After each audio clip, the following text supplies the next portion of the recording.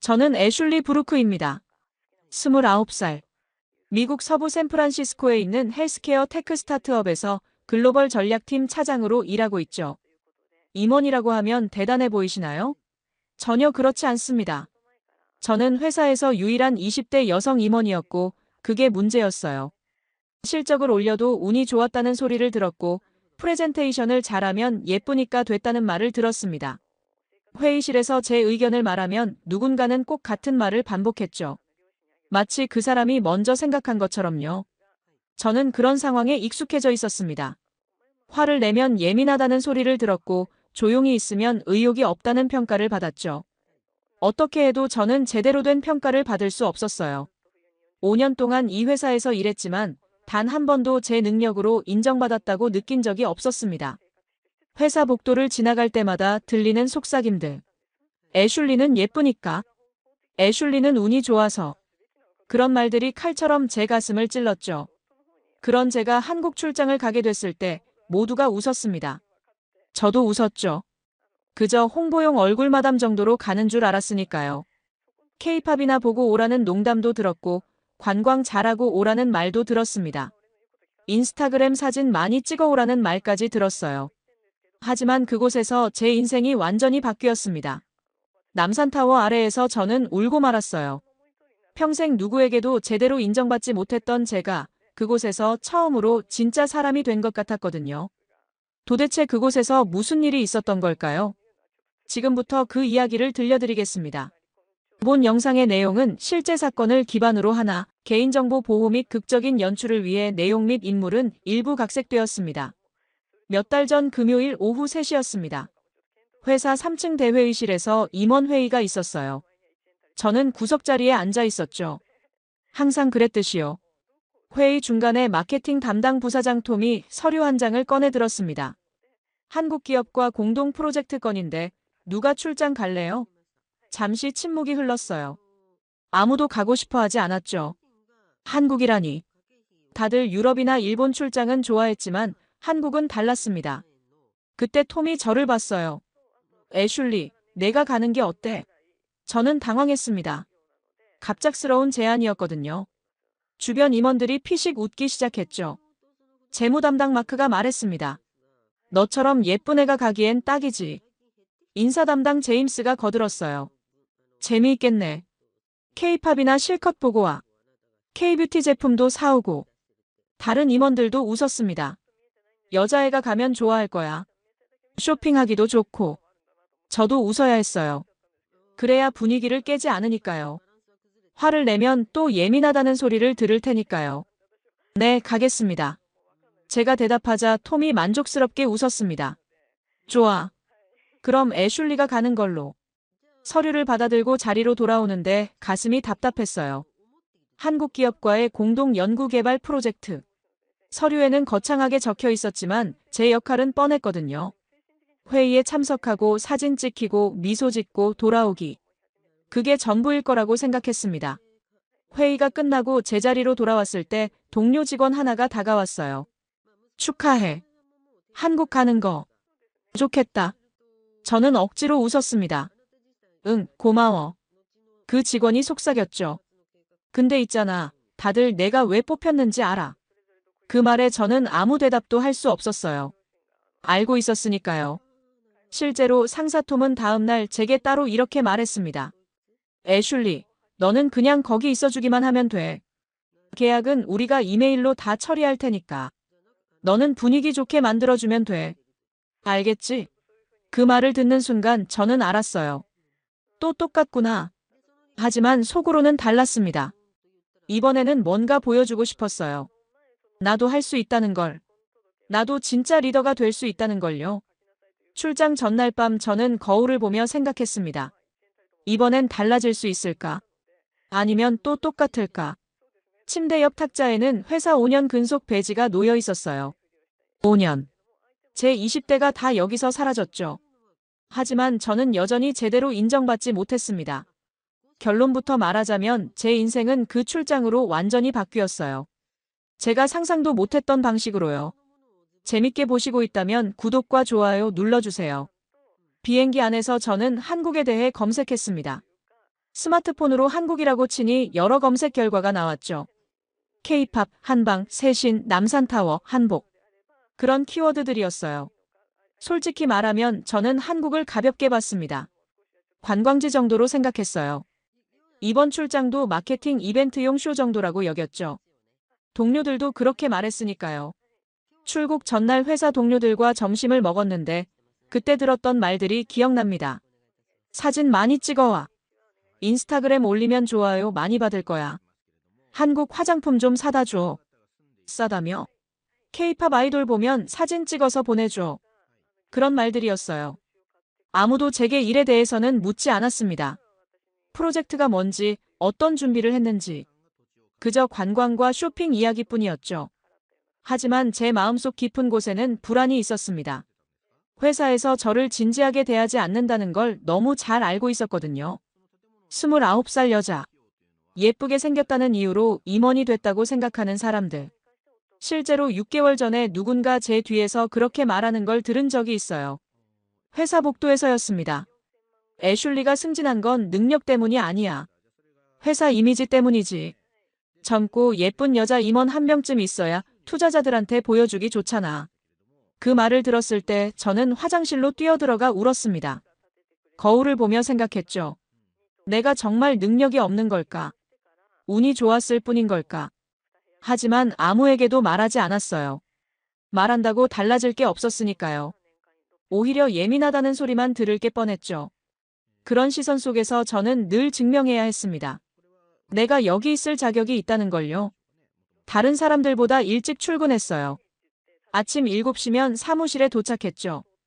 퇴근도 가장 늦게 했습니다. 밤 10시가 넘어서야 집에 갔어요. 회의 자료는 항상 완벽하게 준비했고 누가 시키지 않아도 추가 분석을 했습니다. 하지만 아무도 알아주지 않았어요. 오히려 열심히 하는 걸 보고 이렇게 말하는 사람도 있었습니다. 애슐리는 불안한가 봐. 능력이 없는 걸 들킬까 봐 저렇게 열심히 하는 거지. 그 말을 들었을 때 정말 화가 났지만 참아야 했어요. 비행기 안에서 그런 생각들이 머릿속을 맴돌았습니다. 12시간의 긴 비행이었죠. 옆자리 승객은 편하게 잠을 자고 있었지만 저는 잠을 이룰 수 없었어요. 계속 생각했습니다. 이번 출장에서 뭔가 보여줄 수 있을까? 아니면 그냥 얼굴마담으로 끝날까? 인천공항에 도착한 건 한국 시간으로 오후 4시였습니다.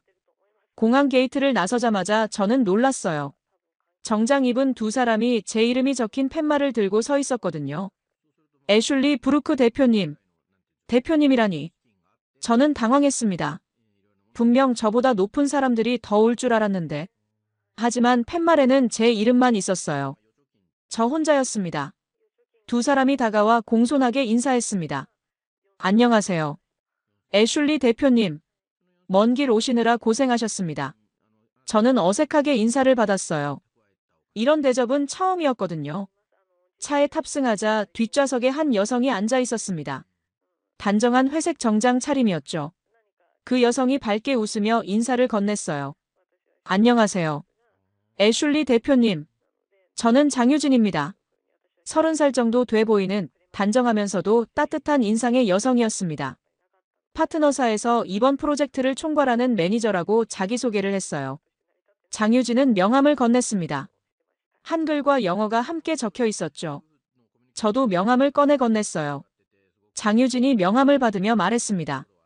비행 괜찮으셨어요? 장시간 비행이라 많이 피곤하시죠? 저는 괜찮다고 대답했어요. 하지만 사실 피곤했습니다. 12시간 넘게 비행기를 탔고 거의 잠을 못 잤거든요. 장유진이 말했죠. 오늘은 바로 호텔로 모실게요. 푹 쉬시고 내일부터 일정 시작하시면 됩니다. 무리하지 마세요. 저는 멍하니 고개를 끄덕였어요. 이런 대접은 처음이었거든요.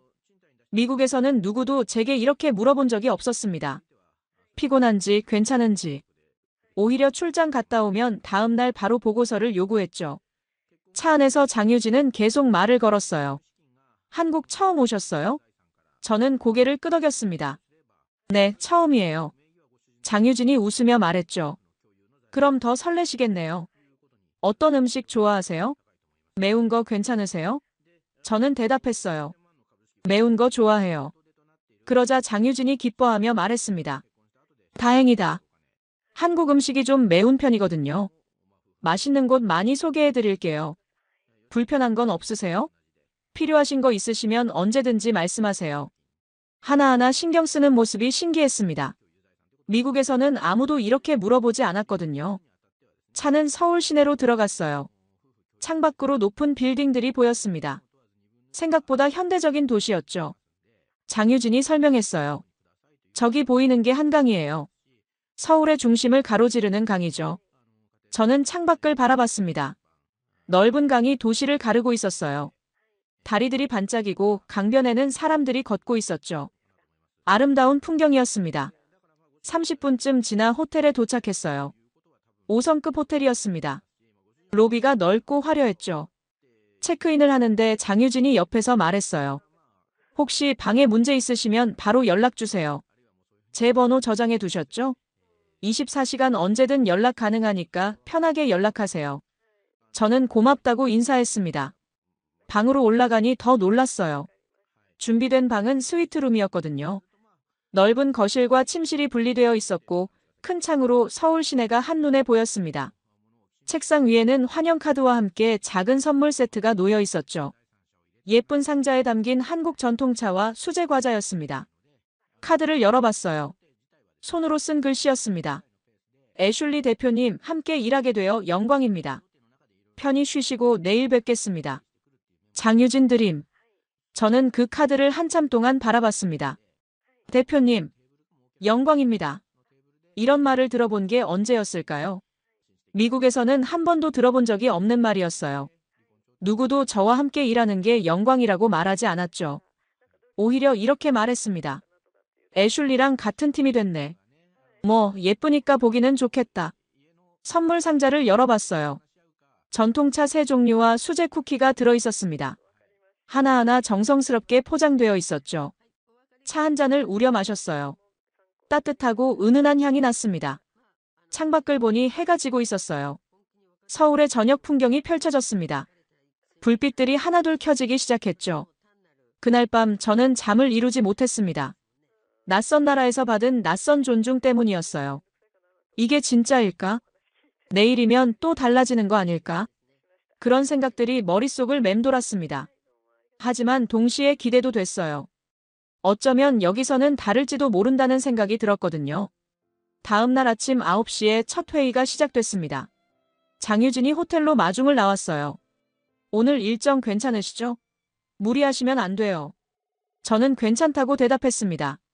차를 타고 파트너사 본사로 향했어요. 강남에 있는 높은 빌딩이었습니다. 회의실은 15층에 있었죠. 넓고 현대적인 회의실이었어요. 한쪽 벽면이 통유리로 되어 있어서 서울 시내가 한눈에 보였습니다. 회의실에 들어서자 한국 측 임원들이 모두 일어나 인사했어요. 반갑습니다. 애슐리 대표님. 저희 대표 김민수입니다. 전무 박정훈입니다. 이사 최수진입니다. 한 명 한 명 정중하게 인사를 건넸습니다. 저는 어색하게 인사를 받았어요. 이런 대접이 익숙하지 않았거든요. 자리에 앉으니 앞에 물과 커피, 그리고 다과가 준비되어 있었습니다. 노트북과 필기구도 놓여 있었죠.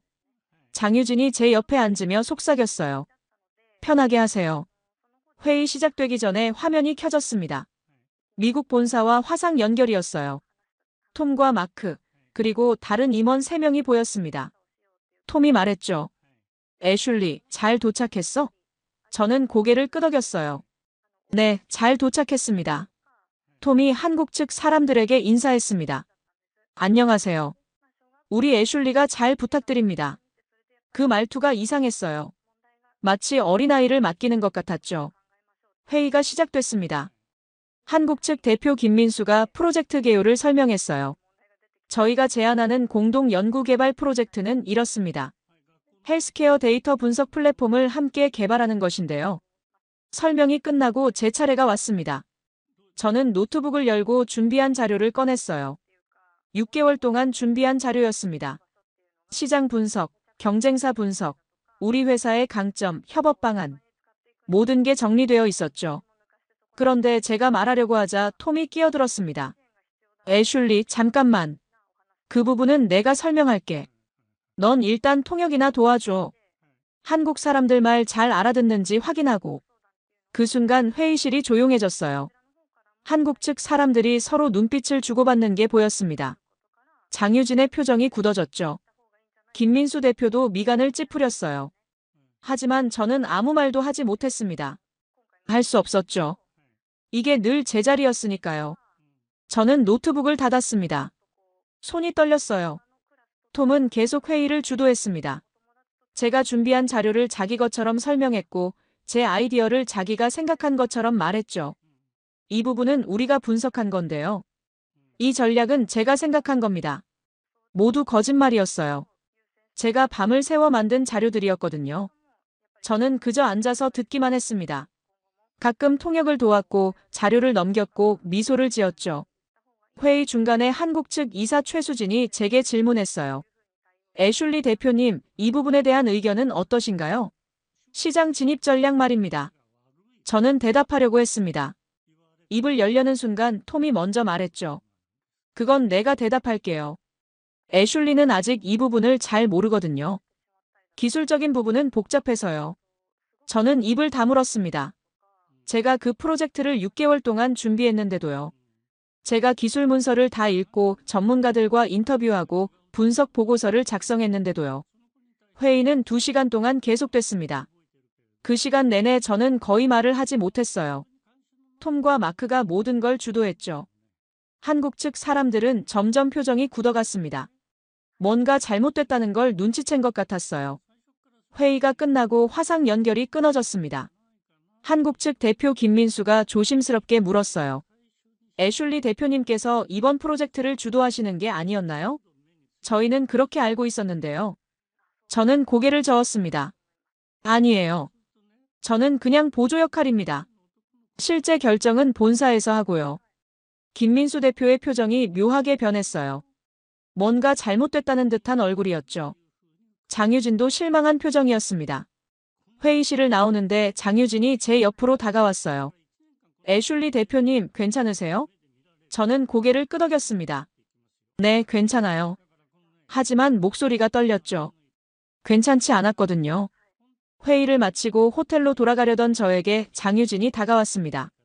로비에서였어요. 애슐리 대표님, 잠깐 이야기 나눠도 될까요?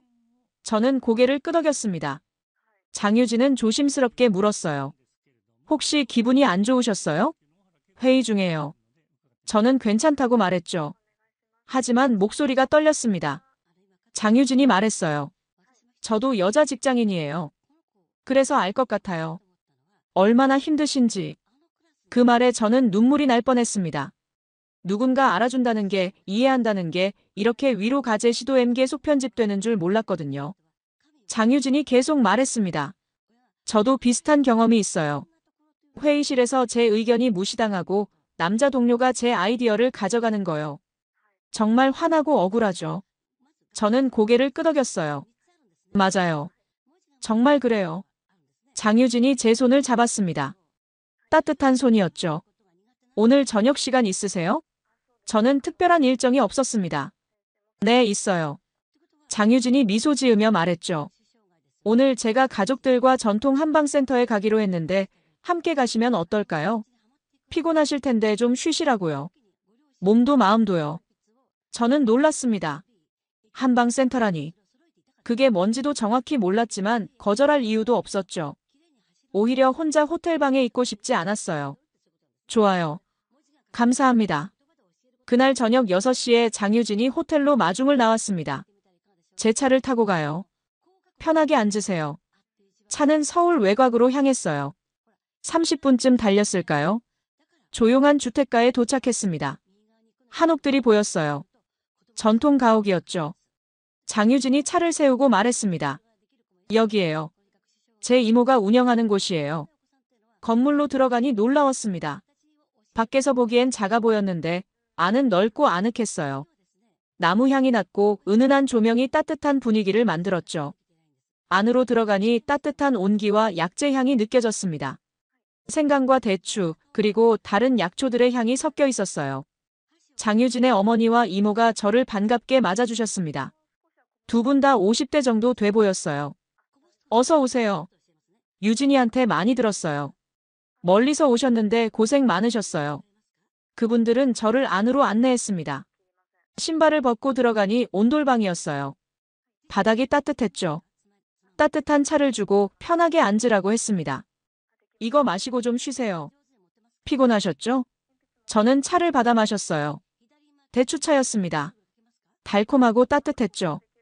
장유진의 어머니가 큰 대야에 물을 받았습니다. 약재를 넣더니 저에게 말했어요. 발 좀 담그고 계세요. 피곤이 다 풀릴 거예요. 저는 그냥 따라했습니다. 따뜻한 물에 발을 담그니 정말 피로가 풀리는 것 같았어요. 긴장했던 몸이 천천히 이완되는 게 느껴졌죠. 장유진의 이모가 제 어깨를 주무르기 시작했습니다. 어깨가 많이 뭉쳤네요. 스트레스 많이 받으셨어요? 저는 고개를 끄덕였어요. 조금요. 이모가 말했죠. 젊은데 고생이 많으시네. 일 때문에 힘드시죠? 그때 장유진의 어머니가 물었습니다. 직장에서 힘들진 않으세요? 젊은 여성이 임원이라니 쉽지 않았을 것 같아요. 저는 그 말에 눈물이 날 뻔했습니다. 누군가 제게 이렇게 물어본 게 처음이었거든요. 힘든지 괜찮은지. 그냥 사람으로서요. 능력이 있는지 없는지가 아니라 그냥 힘들진 않은지를 물어봐주는 사람. 저는 대답했어요. 힘들어요. 정말 힘들어요. 장유진의 어머니가 제 손을 잡았습니다. 알아요. 다 알아요. 저도 젊었을 때 직장 다녔거든요. 여자라는 이유로 무시당하는 거. 능력이 있어도 인정받지 못하는 거. 다 겪었어요. 그 말에 저는 눈물이 났습니다. 참으려고 했지만 참을 수가 없었어요. 눈물이 뺨을 타고 흘러내렸죠. 장유진이 제 옆에 앉으며 등을 토닥였습니다. 괜찮아요. 여기서는 울어도 돼요. 아무도 뭐라고 하지 않아요. 저는 한참을 울었습니다. 5년 동안 참았던 눈물이 다 쏟아져 나왔어요. 회사에서 무시당했던 기억들. 능력을 인정받지 못했던 순간들. 예쁘다는 이유로, 젊다는 이유로, 여자라는 이유로 차별받았던 모든 순간들이 떠올랐죠. 울고 나니 조금 후련했습니다. 장유진의 이모가 수건을 건네며 말했어요. 많이 힘드셨네요. 이제 좀 나아지셨어요? 저는 고개를 끄덕였습니다. 네, 조금요. 장유진이 말했습니다. 애슐리 대표님, 오늘 회의에서 본 건데요. 당신은 정말 유능한 분이에요. 제가 봤어요. 당신이 준비한 자료가 얼마나 완벽한지, 당신이 이 프로젝트를 얼마나 잘 이해하고 있는지 다 알아요. 그 말에 저는 또 눈물이 났습니다. 누군가 제 능력을 인정해준 건 정말 오랜만이었거든요. 장유진의 어머니가 말했죠. 여성은 늘 더 많이 노력해야 하죠.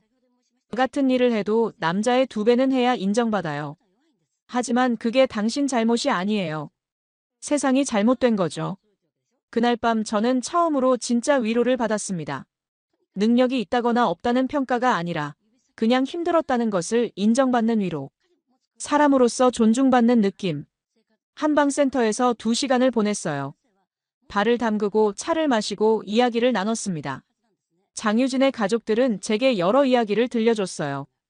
어떻게 살아왔는지, 어떤 어려움을 겪었는지, 어떻게 극복했는지. 호텔로 돌아오는 차 안에서 장유진이 말했습니다. 내일 회의 있죠? 저는 고개를 끄덕였어요. 네, 있어요. 장유진이 말했죠.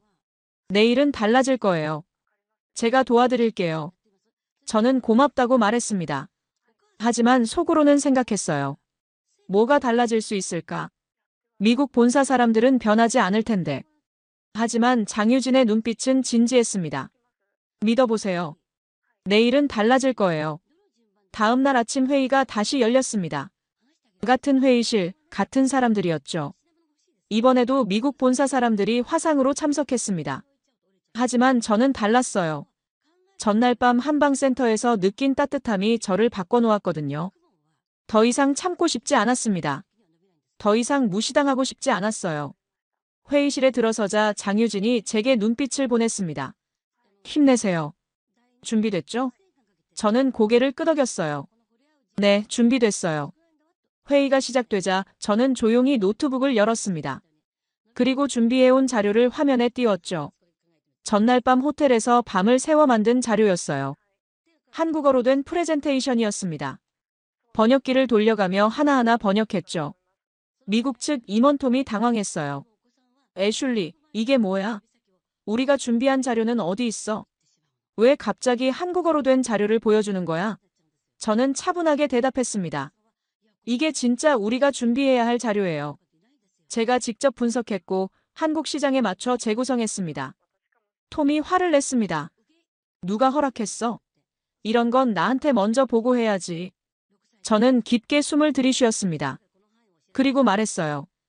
톰, 저는 이 프로젝트의 책임자예요. 당연히 제가 결정할 수 있죠. 회의실이 조용해졌습니다. 한국 측 사람들이 숨을 죽이고 지켜보고 있었어요. 톰이 다시 말했습니다.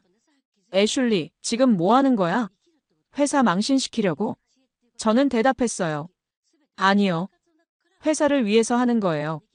진짜 좋은 계약을 위해서요. 저는 프레젠테이션을 시작했습니다. 첫 슬라이드를 넘겼어요. 한국 헬스케어 시장 분석이라고 한글로 적혀 있었죠. 저는 영어로 설명했지만 슬라이드는 한국어였습니다. 한국 헬스케어 시장의 특성을 설명했어요.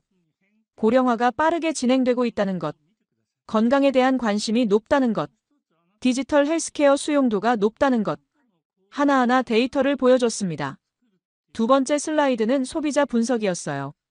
한국 소비자들의 특성을 설명했죠. 새로운 기술에 대한 개방성이 높다는 것, 모바일 사용률이 세계에서 가장 높다는 것, 건강관리에 투자를 아끼지 않는다는 것. 세 번째 슬라이드는 경쟁사 동향이었습니다. 한국 시장에 이미 진출한 외국 기업들의 사례를 분석했어요. 성공한 사례와 실패한 사례를 비교했죠.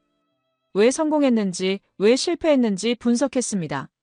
네 번째 슬라이드는 우리의 차별화 전략이었어요. 기존 경쟁사들과 다른 우리만의 강점을 설명했습니다. 인공지능 기반 분석 기술, 사용자 친화적 인터페이스, 한국 의료 시스템과의 호환성, 하나하나 구체적으로 설명했죠. 중간중간 한국어로 된 슬라이드도 있었어요. 한국 측 임원들이 고개를 끄덕이며 듣고 있었습니다.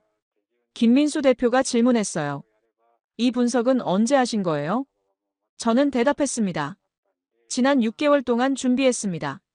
한국 시장 보고서를 50개 이상 읽었고 한국에 진출한 기업들과 인터뷰를 했어요. 한국 소비자 포럼에도 참여했고요. 김민수 대표가 놀란 표로 말했죠.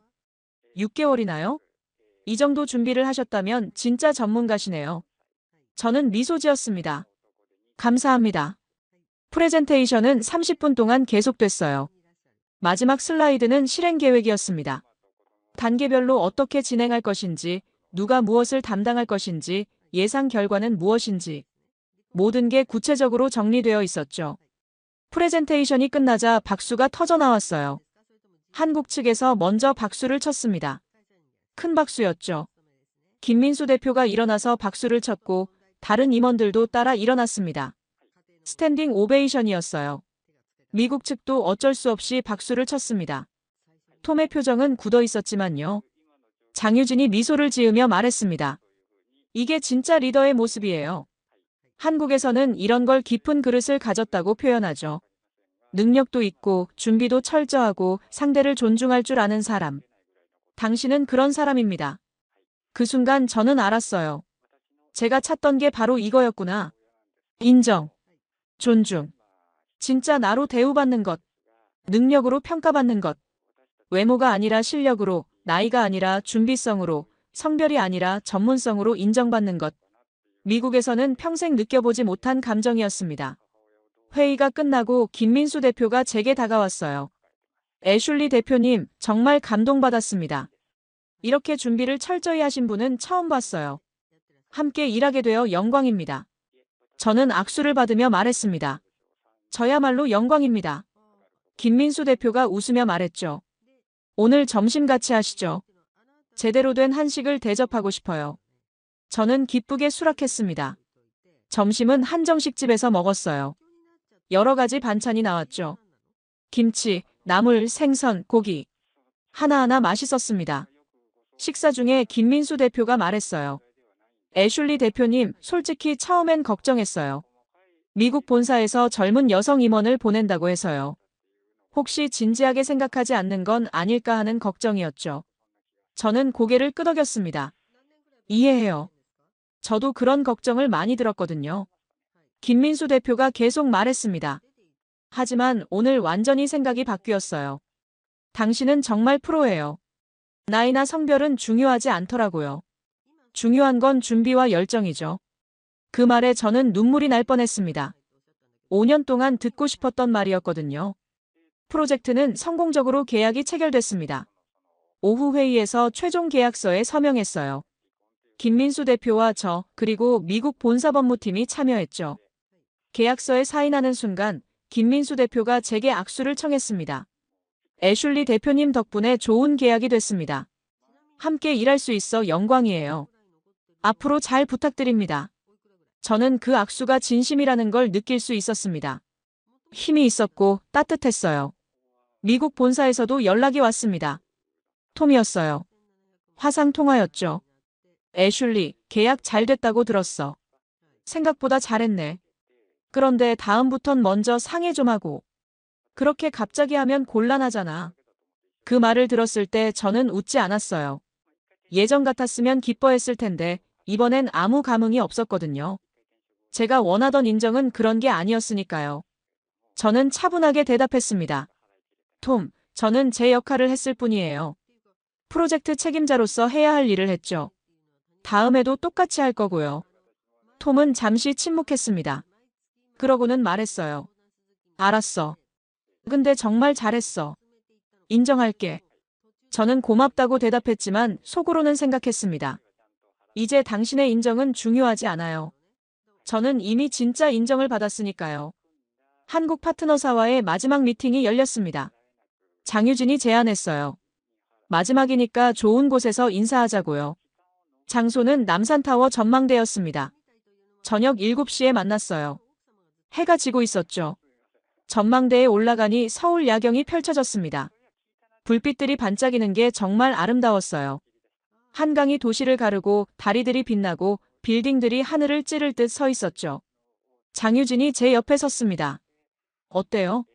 예쁘죠? 저는 고개를 끄덕였어요. 정말 아름다워요. 이렇게 아름다운 도시인 줄 몰랐어요. 장유진이 말했죠. 이 도시처럼 당신도 빛나는 사람이에요. 자신감을 가지세요.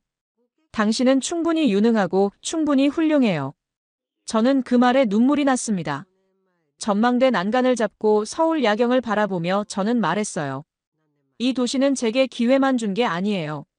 존재의 이유를 줬어요. 제가 왜 이 일을 하는지, 왜 여기 있는지 알게 해줬죠.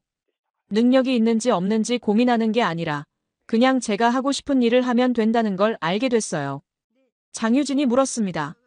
미국으로 돌아가면 뭘 하실 거예요? 저는 깊게 생각하고 대답했어요. 바꿀 거예요. 제가 받은 이 존중을 다른 사람들도 느낄 수 있게요. 특히 젊은 여성 임원들이요. 김민수 대표와 다른 임원들도 함께 있었습니다. 김민수 대표가 말했어요.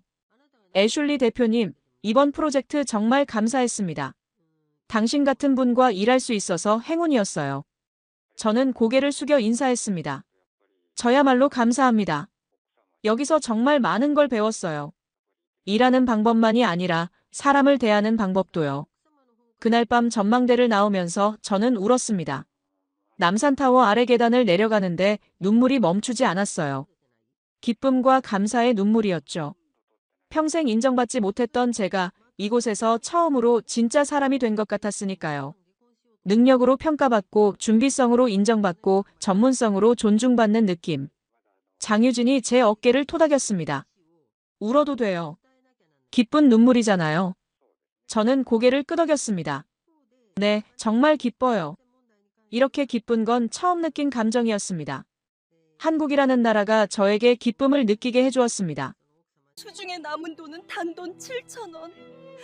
저는 뱃속의 아이와 함께 차가운 길바닥에서 죽는 줄만 알았습니다. 아이고 이게 무슨 일이야. 몸이 얼음장 같구나. 어서 들어와 아가. 어서. 빚쟁이들에게 쓰겨 도망치던 그날 밤엔 상상조차 못했어요. 제가 다시 이 무대에 설 수 있을 거라고는요. 매일 밤 예루살렘의 통곡의 벽 앞에서 눈물로 밤을 지새우던 한 여자가 있었습니다.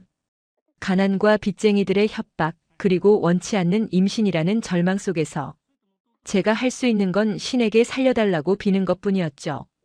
당시 제 수중에는 꼬깃꼬깃한 20셰켈, 한국 돈으로 약 7,000원이 전부였습니다. 사막에 모래바람이 불어오던 5년 전의 그날, 저는 제 인생이 거기서 끝날 줄 알았습니다. 뱃속의 아이와 함께 차가운 길바닥에서 생을 마감할 거라고 생각했죠. 그런 제가 지금은 지구 반대편 대한민국이라는 나라에서 가장 사랑받는 며느이자 천재 바이올리니스트로 불리며 살아가고 있습니다. 야엘, 넌 우리 집안의 보석이야. 매일 아침 시어머니가 건네는 따뜻한 숭늉 한 그릇이 얼어붙었던 제 영혼을 어떻게 녹였는지, 그리고 전쟁 같은 삶 속에서 피어난 기적 같은 사랑 이야기를 들려드리려 합니다. 본 영상은 스토리를 재구성한 이야기입니다. 여러분의 따뜻한 구독과 좋아요가 영상 제작에 큰 힘이 됩니다. 안녕하세요. 저는 이스라엘에서 온 야엘입니다. 한국 나이로 올해 28살이고 현재 서울 근교의 평화로운 도시에서 살고 있어요. 지금은 이렇게 유창하게 한국어로 제 마음을 전할 수 있지만 처음 인천공항에 발을 디뎠을 때만 해도 저는 두려움에 떨며 바들바들 떨고 있던 겁쟁이였습니다. 제 고향은 이스라엘 텔아비브입니다. 지중해의 아름다운 해변과 첨단 기술로 유명한 도시지만 빛이 강할수록 그림자도 짙은 법이죠. 제가 살던 곳은 화려한 관광지와는 거리가 먼 남부 텔아비브의 슬럼가였습니다. 아버지는 제가 어릴 때 사업 실패로 거액의 빚을 남기고 잠적하셨고 어머니는 그 충격으로 병석에 누워 계셨습니다. 빚쟁이들은 수시로 집에 들이닥쳐 가구를 부수고 협박을 일삼았죠.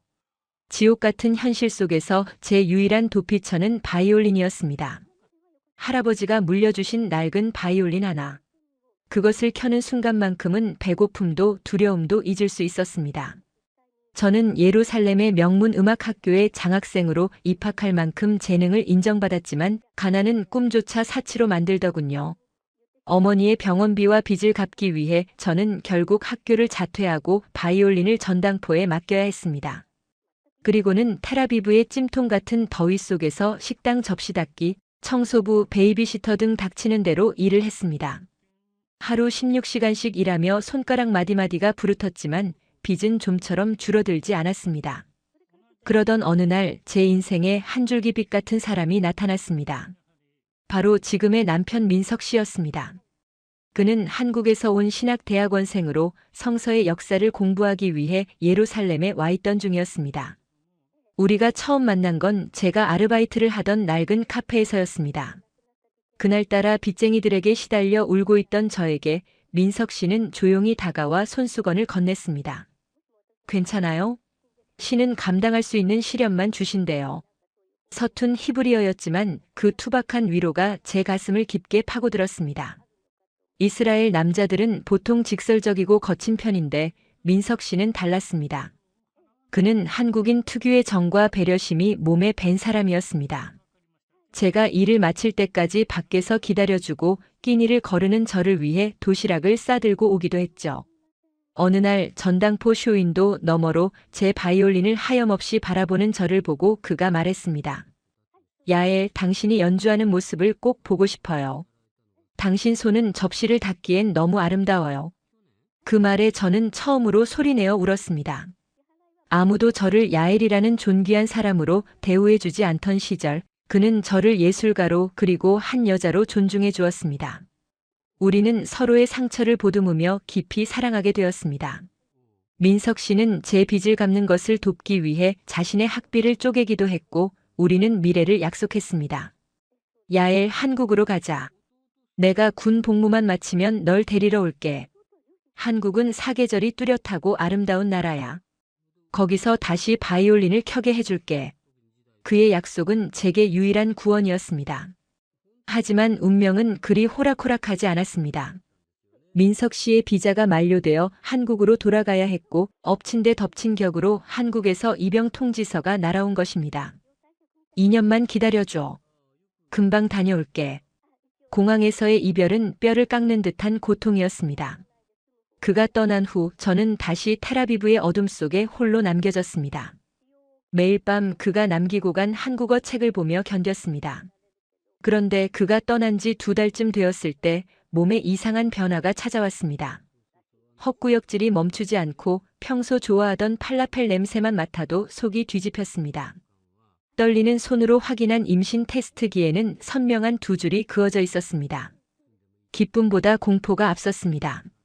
남편은 연락이 잘 닿지 않는 군대에 있고 저는 빚쟁이들에게 쫓기는 신세. 게다가 이스라엘의 정통 유대교 집안이었던 외삼촌은 임신 소식을 듣자마자 저를 가문의 수치라며 내쫓았습니다. 갈 곳 잃은 저는 텔아비브 중앙버스 터미널 근처의 노숙자 텐트촌을 전전해야 했습니다. 만삭의 몸으로 쓰레기통을 뒤져먹을 것을 찾으면서도 뱃속의 아이에게 끊임없이 속삭였습니다. 미안해 아가. 엄마가 꼭 아빠 찾아줄게. 임신 8개월 차 저는 더 이상 버틸 수 없음을 직감했습니다. 이대로 가다간 길거리에서 아이를 낳거나 죽게 될 것 같았습니다. 저는 마지막 남은 자존심을 버리고 돌아가신 어머니가 유일하게 남겨주신 금목걸이를 팔았습니다. 그리고 한국행 편도 티켓을 샀습니다. 텔아비브에서 이스탄불을 거쳐 인천까지 20시간이 넘는 비행 내내 저는 기도하고 또 기도했습니다. 제발 민석 씨 부모님이 나를 받아주기를. 이 아이가 버림받지 않기를. 인천공항에 도착했을 때 한국의 겨울바람은 이스라엘의 사막바람과는 차원이 달랐습니다. 뼈속까지 파고드는 칼바람에 얇은 옷 하나만 걸친 저는 사시나무처럼 떨었습니다. 민석 씨가 적어준 주소 하나를 손에 쥐고 가진 돈을 탈탈 털어 시외버스에 올랐습니다. 창밖으로 스쳐 지나가는 한국의 풍경은 낯설고도 신비로웠습니다. 눈 덮인 산과 빽빽한 아파트 숲. 저곳 어딘가에 내 가족이 있다는 사실만이 저를 버티게 했습니다. 민석 씨의 본가는 경기도의 한적한 시골 마을이었습니다. 눈 쌓인 언덕길을 만삭의 몸으로 오르며 몇 번이나 미끄러질 뻔했습니다. 마침내 도착한 기와집 앞. 초인종을 누를 용기가 나지 않아 대문 앞에서 서성이고 있는데 안에서 인기척이 들렸습니다. 누구슈? 문이 열리고 하얀 김이 모락모락 나는 앞치마를 두른 중년의 여성이 나오셨습니다. 민석 씨와 똑 닮은 눈매를 가진 분. 시어머니였습니다. 외국인, 그것도 만삭의 배를 한 낯선 여자를 본 어머니의 눈이 휘둥그레졌습니다. 저는 덜덜 떨리는 입술로 연습해온 한국말을 겨우 내뱉었습니다. 민석 씨, 아기 가졌어요. 도와주세요. 그 말을 끝으로 저는 긴장이 풀려 그 자리에 쓰러지고 말았습니다. 희미해지는 의식 속에서 아이고 이게 무슨 일이야. 여보, 사람 살려. 라고 외치는 어머니의 다급한 목소리가 들렸습니다. 눈을 떴을 때는 따뜻한 아랫목이었습니다. 태어나서 처음 느껴보는 바닥의 온기. 그 따뜻함이 제 몸을 감싸고 있었습니다. 머리맡에는 걱정스러운 표정의 시부모님이 앉아 계셨습니다. 제가 깨어나자 시어머니는 제 손을 덥석 잡으셨습니다. 거칠지만 따뜻한 손. 정신이 드니? 세상에 그 먼 나라에서 이 몸으로 어떻게 왔어? 얼마나 무서웠을까? 어머니의 눈에는 눈물이 가득 고여 있었습니다. 이스라엘에서는 상상도 못할 일이었습니다. 낯선 이방인, 그것도 예고 없이 찾아온 며느리를 내치지 않고 받아주다니요. 시아버지는 헛기침을 하시며 밖으로 나가시더니 읍내에 가서 최고급 소고기와 미역을 사오셨습니다. 한국에서는 애 낳기 전에 잘 먹어야 해. 그래야 순풍났지. 무뚝뚝해 보이던 시아버지가 건넨 말 한마디에 저는 참았던 눈물을 터뜨리고 말았습니다. 그날 밤 시어머니가 끓여주신 뽀얀 미역국 한 그릇은 제 인생 최고의 음식이었습니다. 짭조름하고 깊은 맛이 나는 국물을 넘길 때마다 뱃속의 아기도 기쁜 듯 발길질을 해댔습니다. 시댁에서의 생활은 놀라움의 연속이었습니다. 이스라엘 사람들은 직설적이고 목소리가 큰 반면 한국의 시부모님은 행동으로 보여주셨습니다. 말 한마디보다 더 깊은 정이라는 문화. 시어머니는 만삭인 제가 조금이라도 움직일라 치면 가만히 있어라. 내가 다 한다며 손사래를 치셨습니다. 방바닥이 뜨끈뜨끈한 온돌 문화는 정말 기적 같았습니다. 밖은 영하의 날씨인데 방 안은 훈훈해서 반팔을 입고 지낼 수 있다니 이스라엘의 추운 겨울밤과는 비교가 되지 않았습니다. 물론 문화적 차이로 인한 해프닝도 있었습니다. 이스라엘에서는 돼지고기를 먹지 않는 코셔 식습관이 있었기에 처음 삼겹살을 굽는 냄새에 기겁을 하기도 했습니다. 하지만 시어머니는 저를 위해 따로 소고기 반찬을 해주시거나 나물 위주의 식단을 짜주시는 등 세심하게 배려해 주셨습니다. 야엘, 내가 편해야 내 손주도 편한 거야. 그 배려 속에서 저는 점차 한국 생활에 적응해 갔습니다. 가장 감동적이었던 건 제 바이올린 재능을 알게 된 시아버지의 행동이었습니다. 어느 날 제가 짐 속에 넣어온 낡은 악보를 보시고는 창고에서 먼지 쌓인 바이올린 하나를 꺼내 오셨습니다. 이게 내 여동생이 쓰던 건데 소리가 날지 모르겠다. 한번 켜보렴. 줄이 다 녹슨 낡은 악기였지만 저는 떨리는 손으로 활을 잡았습니다. 그리고 민석 씨를 그리워하며 아리랑을 연주했습니다. 제가 배운 유일한 한국 노래였죠. 제 연주가 끝나자 집안에는 정적이 흘렀습니다. 시어머니는 눈물을 훔치셨고 시아버지는 한참 동안 말을 잇지 못하셨습니다. 세상에, 우리 집에 천재가 들어왔구나. 야엘, 내 손은 마늘 까는 손이 아니다. 악기를 켜야 할 손이야. 그날 이후 시부모님은 저를 우리 며느리가 아닌 우리 집 예술가라고 부르며 동네방네 자랑하고 다니셨습니다. 출산 예정일보다 일주일 빠른 새벽 진통이 시작되었습니다. 어머니, 아파요. 제 비명에 온 가족이 비상에 걸렸습니다. 시아버지는 내복 바람으로 차 시동을 거셨고 시어머니는 제 손을 꼭 잡고 병원으로 향했습니다. 12시간의 산고 끝에 우렁찬 울음소리와 함께 건강한 아들이 태어났습니다. 축하합니다. 아빠를 쏙 빼닮았네요. 간호사의 말처럼 아이는 민석 씨의 눈과 제 코를 닮은 천사였습니다. 시아버지는 아이의 이름을 다윗이라고 지어주셨습니다. 이스라엘의 위대한 왕처럼 지혜롭고 용감하게 자라라는 뜻과 한국식으로 다 이루고 윗사람이 되라는 뜻을 담았다고 하셨죠. 산후조리원에 있는 동안 저는 한국의 출산 문화에 경악과 감동을 동시에 느꼈습니다. 이스라엘에서는 아이를 낳고 며칠 뒤면 바로 일상생활을 하는데 한국에서는 2주, 3주 동안 산모를 공주님처럼 모시는 시스템이 있었으니까요. 뜨끈한 방에서 몸을 지지고 마사지를 받고 영양 가득한 식사를 하며 저는 몸과 마음을 빠르게 회복했습니다. 한국은 정말 엄마와 아이를 위한 천국이구나. 이스라엘의 척박한 환경에서 혼자 아이를 낳을 뻔했던 기억이 스치며 지금의 이 호사가 믿기지 않을 정도였습니다. 그리고 다윗이 태어난 지 100일이 되던 날 기다리고 기다리던 기적이 일어났습니다. 대문을 열고 절뚝거리며 들어오는 군복 입은 남자. 훈련 도중 발목을 다쳐 깁스를 하고 있었지만 그 얼굴은 제가 그토록 그리워하던 민석 씨였습니다. 야엘. 그가 저를 부르는 순간 저는 아이를 안고 맨발로 뛰어나가 그에게 안겼습니다. 왜 이제 왔어? 얼마나 보고 싶었는데. 우리는 서로를 부둥켜 안고 하염없이 울었습니다. 다윗을 처음 본 민석 씨는 떨리는 손으로 아이의 작은 발을 만지며 오열했습니다. 미안해. 아빠가 너무 늦게 왔지. 우리 아들, 우리 야엘. 고생했어. 그날 저녁 우리 가족은 처음으로 완전체가 되어 밥상에 둘러앉았습니다. 시어머니가 차려주신 잡채와 불고기, 그리고 제가 서툰 솜씨로 만든 이스라엘 빵 한라가 함께 놓인 식탁.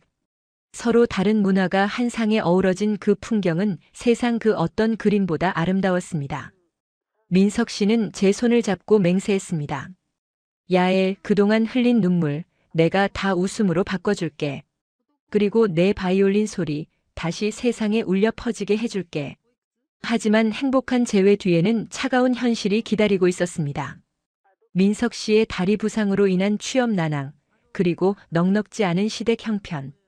무엇보다 천재적인 재능을 가졌지만 경력이 단절된 외국인 며느리가 한국 사회에서 다시 바이올린을 잡기란 계란으로 바위치기 같은 일이었습니다. 남편 민석 씨가 돌아왔지만 우리 가족 앞에 놓인 현실은 여전히 살얼음판 같았습니다. 민석 씨의 다리 부상은 생각보다 심각해서 몇 번의 수술을 더 받아야 했고 재활 치료에는 막대한 비용이 들어갔습니다. 신학대학원생이었던 남편은 당장 경제활동을 할 수 없는 상황이었고 시부모님이 농사지어 번 돈으로는 늘어나는 병원비와 다윗의 기저귀 값을 감당하기에 턱없이 부족했습니다. 밤마다 안방에서 들려오는 시부모님의 한숨소리, 그리고 미안함에 고개를 들지 못하는 남편의 뒷모습을 보며 저는 가슴이 미어지는 것 같았습니다. 나 때문에, 우리 가족 때문에 이 사람들이 이렇게 힘들어하는구나. 이스라엘 슬럼가에서 느꼈던 그 지독한 가난의 공포가 다시금 제 목을 조여오는 듯 했습니다. 저는 가만히 있을 수 없었습니다. 당장이라도 나가서 돈을 벌어야 했습니다. 남편 몰래 읍내 인력사무소를 찾아갔지만 한국말이 서툰 외국인 여자가 할 수 있는 일은 많지 않았습니다. 결국 저는 시댁 근처 비닐하우스 딸기 농장에서 일손을 돕기로 했습니다. 허리를 굽히고 하루 종일 딸기를 따는 일은 고됐지만 일당 7만 원을 받을 수 있다는 생각에 힘든 줄도 몰랐습니다. 하지만 사흘째 되던 날 흑투성이가 되어 돌아온 저를 본 시어머니가 제 손을 낚아채듯 잡으셨습니다. 흙물이 든 제 손가락을 보시던 어머니의 눈에서 불꽃이 튀었습니다. 야엘, 너 지금 뭐 하는 짓이니? 이 손이 어떤 손인데? 어머니는 버럭 소리를 지르셨습니다. 내 손은 호미 잡는 손이 아니라 활 잡는 손이야. 내가 굶어 죽는 한이 있어도 내 재능은 못 썩힌다. 어머니는 제 손을 씻겨주시며 펑펑 우셨습니다. 미안하다 아가, 시애미가 무능해서 귀한 며느리 고생만 시키고. 저를 부둥켜 안고 우시는 어머니의 품에서 저도 소리내어 울었습니다. 그날 밤 시아버지는 장롱 깊숙이 숨겨두셨던 통장을 꺼내오셨습니다.